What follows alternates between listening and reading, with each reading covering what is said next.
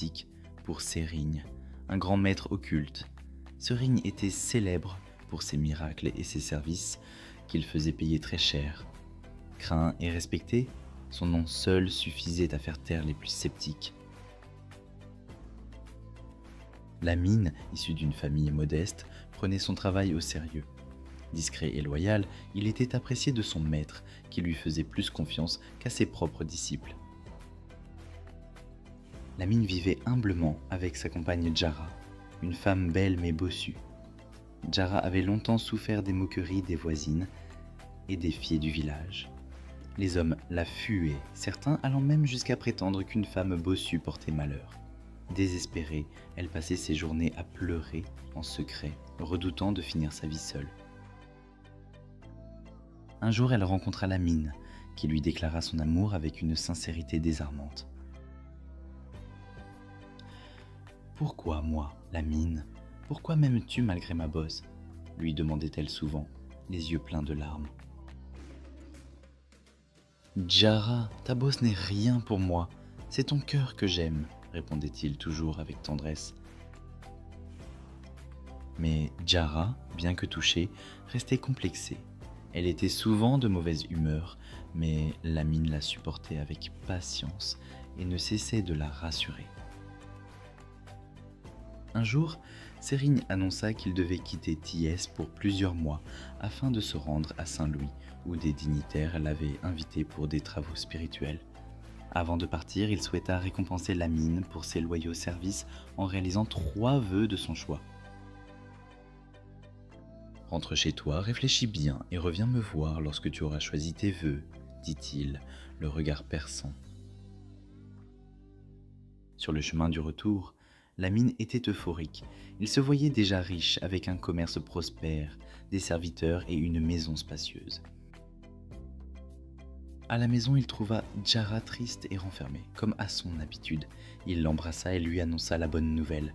Lorsqu'il lui parla de l'offre du vieux Sérigne et de son idée de prospérité, il déclencha une tempête. « La mine, comment peux-tu penser à devenir riche alors que je souffre chaque jour avec cette bosse ?» s'écria-t-elle, les yeux brûlants de rage et de tristesse. Pendant 2 jours, Djara refusa de lui adresser la parole. Elle ne fit pas la cuisine et lui tourna le dos la nuit. Accablée, la mine céda. « D'accord, Djara, mon premier vœu sera pour toi. » Il retourna voir Sérigne et demanda la guérison de Djara. Le maître lui remit une huile magique. « Frotte-la sur sa bosse, et elle disparaîtra. Mais souviens-toi, chaque vœu a un prix, et tu devras attendre avant de formuler le prochain. » La mine rentra en hâte, appliqua l'huile à sa compagne, et au matin, sa bosse avait disparu. Elle se redressa, palpa son dos, éclata de rire et courut dehors montrer son nouveau corps. Les voisines, stupéfaites, l'entourèrent et la bombardèrent de questions. La mine était heureux de voir Djara sourire. Il pensait maintenant utiliser son prochain vœu pour assurer leur prospérité.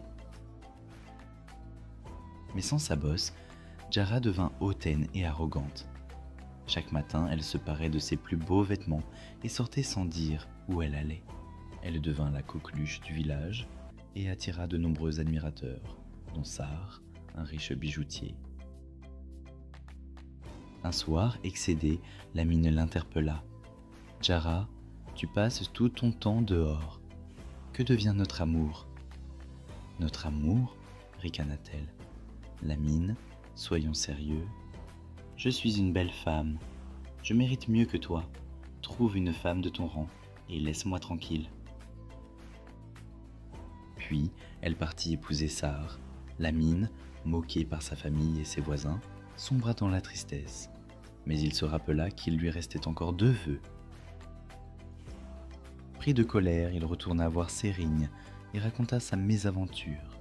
« Je veux que Djara soit frappée d'une terrible affection cutanée. » Sérigne hocha la tête sans un mot. Quelques jours plus tard, Djara vit apparaître sur sa peau des boutons suintants et malodorants. Sar, horrifié, la chassa. Les admirateurs détournèrent le regard, Rejeté, Djara dut se cacher des moqueries. La famille de Djara, désemparée, consulta un oracle qui révéla que la mine était à l'origine du mal. Ils allèrent alors le supplier.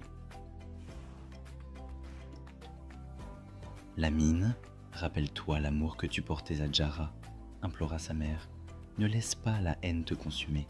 Le pardon est la plus grande forme d'amour. Le pardon est le baume des cœurs blessés. Touché, la mine, toujours épris de Djara, fit la promesse de lever le sort.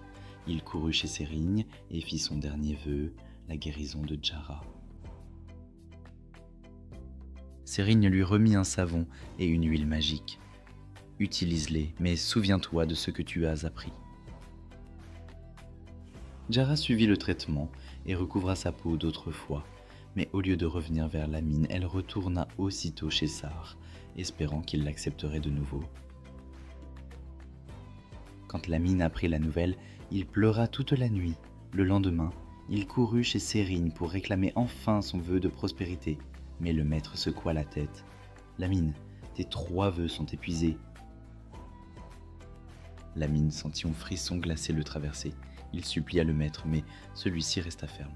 « Je t'avais prévenu, chaque vœu a un prix. » Abattu, la mine rentra chez lui en murmurant. « J'aurais dû m'en tenir à mon premier vœu de prospérité. J'aurais dû... » Ainsi se termina l'histoire de la mine, l'homme qui avait eu entre ses mains la clé du bonheur, mais l'avait gaspillée par amour pour une femme ingrate.